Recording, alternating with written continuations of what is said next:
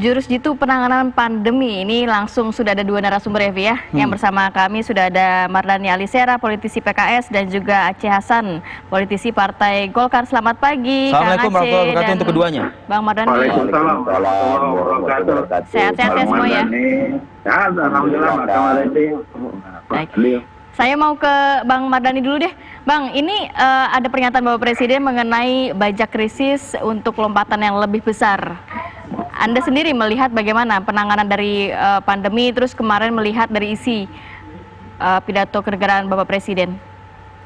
Yang pertama, saya tuh di periode ini udah 2 kali dengerin Pak Jokowi, dan dua-duanya bagus sekali isinya. Tetapi antara isi pidato dengan tahan dulu ketawanya. antara isi pidato dengan aksi di lapangan beda, ada decoupling. Kayaknya yang bikin adalah orang-orang yang punya visi, punya bacaan dan ketajaman, tapi ketika kerja Pak Jokowi nggak ngajak temen ini gitu, sehingga akhirnya marah-marah, tidak extraordinary, serapan rendah. Jadi kalau buat saya pidatonya baik, ya, tetapi aksinya jauh dari baik. Bahkan saya mengatakan gini, melompat jalan saja susah sekarang ini gitu loh. Bukan negatif ya, kita bisa melompat. Saya malah berharap apa yang Pak Jokowi katakan itu diwujudkan, karena memang sekarang ketika krisis terjadi semuanya riset ke nol lagi. Nggak hang sih, kalau hang kan semuanya nggak kerja, ini tetap berjalan ya, tapi di riset jadi nol. Ayo saatnya UMKM kita angkat, ayo saatnya jangan lagi impor, ayo saatnya pendidikan kita diperbaiki. Tapi apa yang wujud di masyarakat, pendidikan berat masyarakat. Jangankan untuk bisa dapat sinyal, kadang-kadang harus naik ke, kalaupun ada sinyal nggak ada uangnya, dan pemerintah seperti tidak hadir. Padahal ada Kominfo dengan anggaran yang luar biasa, harusnya langsung dengan koneksi dengan Kementerian Pendidikan. Belum lagi kalau kesehatan, kalau kita ngelihat Pak Jokowi agak lucu, suka mengatakan siap-siap gelombang kedua. Kalau ngelihat grafiknya, gelombang 1 aja belum turun, bagaimana gelombang 2 gitu. Sehingga buat saya, antara pidato dengan aksi, saya lebih menunggu aksinya. Tapi kan pidato kemarin itu kan ajakan, Bang Mardhani. Ajakannya itu kan momentum krisis pandemi COVID-19 ini harus dibajak untuk melakukan. Jadi mengajak Bang Mardhani nih, mengajak Kang Aceh nih gitu loh, untuk sama-sama ayo kita bangun gitu loh, kita melompat lebih besar lagi gitu. Kalau 6 bulan yang lalu ketika awal krisis, sense of crisisnya sudah muncul, ajakan boleh. Sekarang sudah 6 bulan, dari Februari ke Agustus sudah 6 bulan, ini jangankan disuruh melompat, kita udah hampir pingsan. Lihat UMKM kita, kasihan sekali. Pemerintah masih coba untuk menata. DTKS, data terpadu kesejahteraan sosial saja punya banyak masalah ya untuk distribusi sembako. Padahal programnya sudah lama, program Keluarga Harapan sudah ada, kemudian bantuan sosial sudah ada. Ini database UMKM kita, karena 99% tenaga kerja itu diserap di UMKM. Ada 2 juta pelaku usaha besar yang punya database bagus cuma 5.400, sisanya UMKM. Menatanya berapa lama? Auditnya berapa lama? Kemudian menawarkan solusinya berapa lama? Saya nggak khawatir, ajakan ini sangat terlambat. Baik. Yang saya perlukan, nyuwun saya dan buat semua, mana ini loh yang akan kita kerjakan untuk UMKM ini. Misal UMKM itu bukan pengen dikasih duit saja kok, tapi di negara-negara yang sudah mulai sadar, UMKM itu bukan ingin sinterklas, dia pengen ada pasar. Saya punya usaha kue, saya pengen ada pasar yang bisa saya paparkan, ada investor yang bisa membeli proposal saya. Bang, jadi jurus jitunya nggak ada ya, Bang ya? Kalau Bang lihat jurus jitunya nggak ada ya? Iya, di EP is in the detail. Yang detailnya itu nggak kelihatan. Yang ada cuma retorika, makanya bicara mudah, aksi yang ditunggu. Kang Aceh, Kang. Iya, saya kira tidak benar juga ya kalau dikatakan bahwa pemerintah tidak hadir dalam konteks penanganan COVID-19. Kita tahu bahwa setidaknya ada 3 hal yang dilakukan oleh pemerintah. Pertama, pada level penanganan kesehatannya sendiri, dan saya kira itu sudah sangat tepat dilakukan oleh pemerintah dengan cara misalnya penyediaan terhadap alat-alat kesehatan, ya, himbauan untuk menjalankan protokol COVID-19, dan juga berbagai hal yang terkait kebijakan penanganan kesehatan. Yang kedua, kita tahu bahwa dampak dari penanganan COVID-19 akibat dari misalnya pembatasan sosial yang berskala besar atau PSBB, ini kemudian berakibat kepada apa yang disebut dengan supply and demand shock gitu ya, bahwa ekonomi memang mengalami masalah serius sebagai dampak dari penanganan COVID-19 dan juga pada aspek sosialnya. Nah, dan saya kira ini bukan hanya terjadi di Indonesia, hampir di semua negara saya kira mengalami hal yang kita rasakan saat ini. Nah, pemerintah hadir misalnya dengan melakukan berbagai macam kebijakan seperti bantuan perlindungan sosial kepada masyarakat yang tidak mampu. Ya, dan itu saya kira walaupun tadi disampaikan oleh Pak Mardhani ada kekurangan dalam hal DPKS, saya kira dalam posisi seperti sekarang ini yang terpenting adalah bagaimana pemerintah hadir untuk membantu agar masyarakat tidak terkena dampak yang lebih tajam akibat COVID-19 dan penanganannya. Yang ketiga, bahwa untuk kepentingan ekonomi, pemerintah pun juga kan saya kira publik sudah bisa membaca ya tentang bagaimana stimulasi ekonomi diberikan kepada di samping pelindungan sosial, tapi juga ada berbagai kebijakan seperti stimulasi ekonomi bagi UMKM ya, kemudian ada kartu prakerja dan lain sebagainya.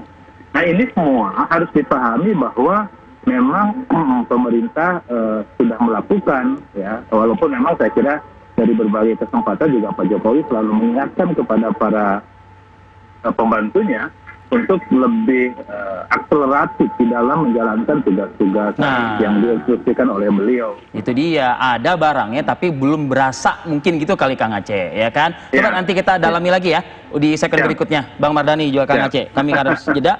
Kembali saat lagi, apa kabar Indonesia Pagi.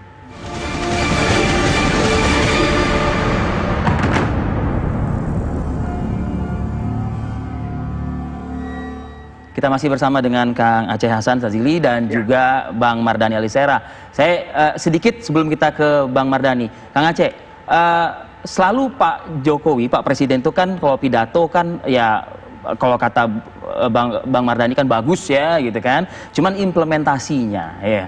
Ini Kang Aceh melihat kemarin itu lompatan besar itu kan bagus ya. Tapi implementasinya harus segera nggak Kang Aceh? Ya, saya kira harus segera ya, karena ini momentum. Sekali lagi apa yang disampaikan oleh Presiden Jokowi jelas sekali bahwa ini adalah momentum. Krisis ini adalah momentum bagi kita untuk melakukan lompatan yang lebih siap. Tapi Bang Mardhani mengatakan jurusnya belum kebaca, belum kelihatan jurusnya. Ya, karena itu maka ini tugas kita semua makanya. Pada saat sekarang ini misalnya, kenapa kita lagi mendorong secara terus-menerus upaya untuk penyelesaian RUU Cipta Kerja. Ini kan RUU Cipta Kerja salah satunya adalah mendorong agar kita dalam menangani ya berbagai macam upaya kita dalam hal ekonomi, ini kan masih ada the bottleneck, kendala-kendala. Kendala-kendalanya ini kemudian kita singkirkan gitu. Misalnya soal debirokratisasi ya, perizinan yang terlalu lama, bagaimana proses birokrasi kita yang memang selama ini koordinasinya kurang begitu baik, hubungan pusat dan daerah yang terus-menerus harus dibenahi, dan lain-lain sebagainya. Nah, hal-hal semacam ini memang sudah saatnya kita perbaiki begitu. Oke. Justru momentumnya pada saat pandemi ini. Tapi kata Bang Mardhani tadi boro-boro untuk lompat, kita jalan aja susah sekarang. Nah, saya kira kalau pandangan Pak Mardhani seperti itu, saya pahami sebagai upaya melecut kita supaya lebih luar biasa bekerjanya. Memang posisinya Pak Mardhani harus begitu. Harus melecut gitu ya. Jadi nanti pada saatnya kita yang paling siap untuk lebih melompat gitu. Oke, jangan sampai Pak Mardhani ketinggalan pada saat kita akan melompat begitu Pak Mardhani. Saya ke Bang Mardhani, Bang.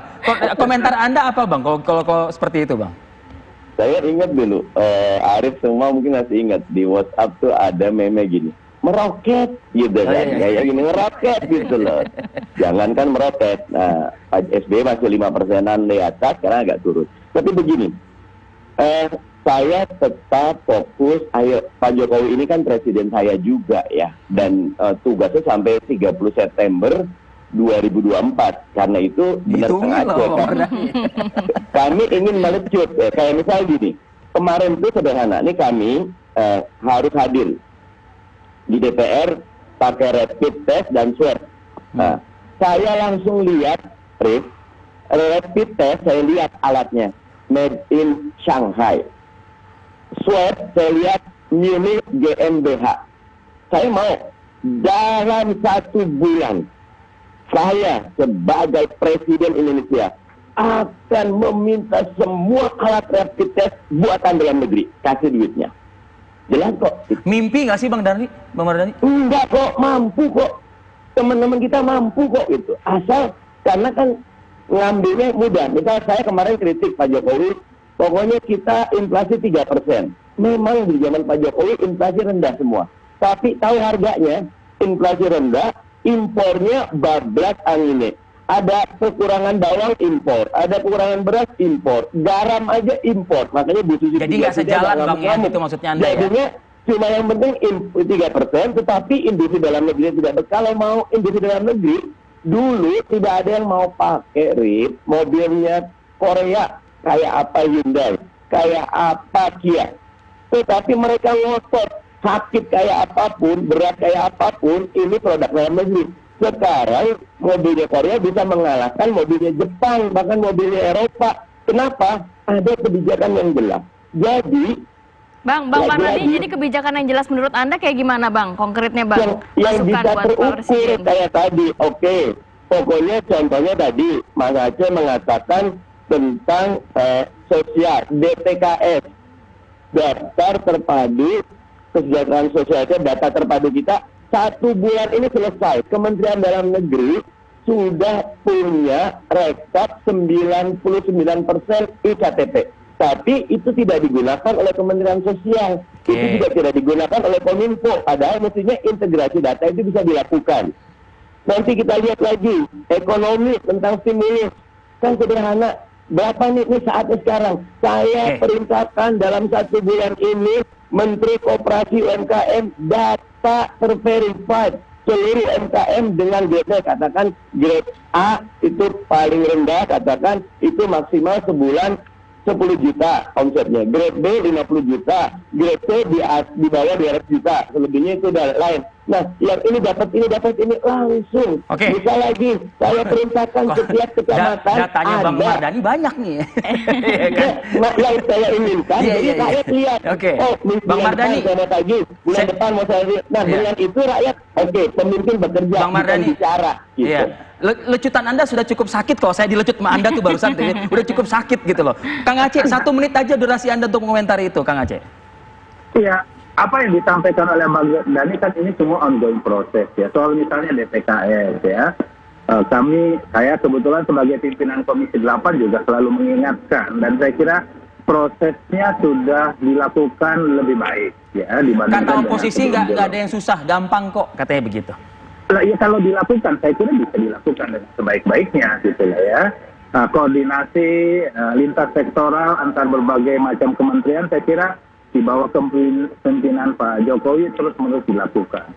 Kalau kita ingin melihat ya, bandingkan misalnya, walaupun tadi kita banyak bicara, tentu Indonesia masih lebih baik ya. Bahwa kita lihat misalnya indikasinya paling sederhana soal pertumbuhan ekonomi kita. Baik. Pertumbuhan ekonomi kita ya walaupun minus tapi kan tidak jatuh seperti misalnya yang terjadi di Singapura, di Jerman dan lain sebagainya. Jadi intinya apa? Apa yang dilakukan oleh pemerintah, saya kira sekali lagi ini momentum untuk melakukan perubahan-perubahan yang paling mendasar. Di dalam konteks sebagaimana kita melakukan lompatan besar itu. Gitu. Dan kebijakan soal bagaimana membenahi regulasi, bagaimana kita membenahi sistem, itu saya kira ini momentum yang baik. Harapannya isi pidato Presiden dapat dilaksanakan begitu ya di lapangan ya Kang Aceh ya. Baik, terima kasih banyak Kang Aceh, Bang Mardhani sudah berbagi informasi. Assalamualaikum warahmatullahi wabarakatuh untuk keduanya. Oke, dan informasi diskusi kami tadi sekaligus menjadi akhir kebersamaan pagi ini di Apa Kabar Indonesia Pagi. Saya Arif Fadil. Saya Kamarati Kusuma, pamit undur diri. Terima kasih dan sampai jumpa.